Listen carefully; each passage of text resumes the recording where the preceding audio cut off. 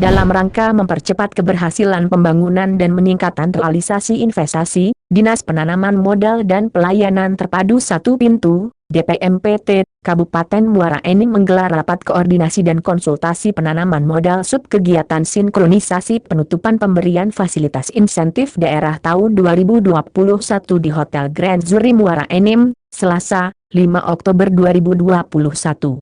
Kegiatan tersebut dibuka oleh Bupati Muara Enim yang diwakili PJ Sekda Muara Enim H. Amran Tabrani dan dihadiri oleh Kepala Dinas Penanaman Modal dan Pelayanan Terpadu Satu Pintu, DPMPT, Kabupaten Muara Enim Syofian Aripanca dan instansi terkait.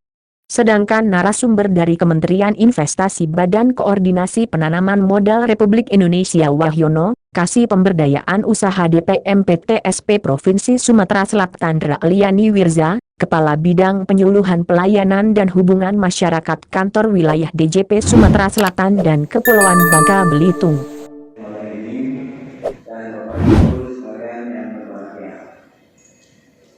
Kaitannya dengan acara pada pagi hari ini tentunya ini sudah sejalan dengan apa yang disampaikan oleh Bapak Bupati dan Bapak Presiden tadi. Agar kita agak sedikit rileks, para narasumber kita undang sekaligus di hadapan kita semua. Tetap kita penuhi session-session paparan yang akan disampaikan. Namun setelah semua melaksanakan paparan, baru kita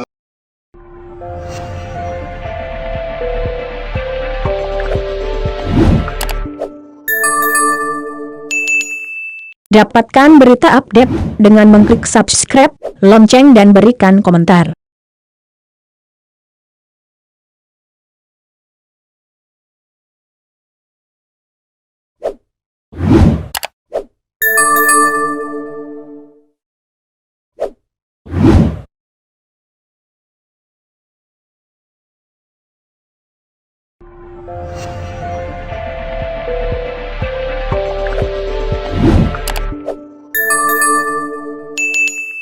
Dapatkan berita update dengan mengklik subscribe, lonceng dan berikan komentar.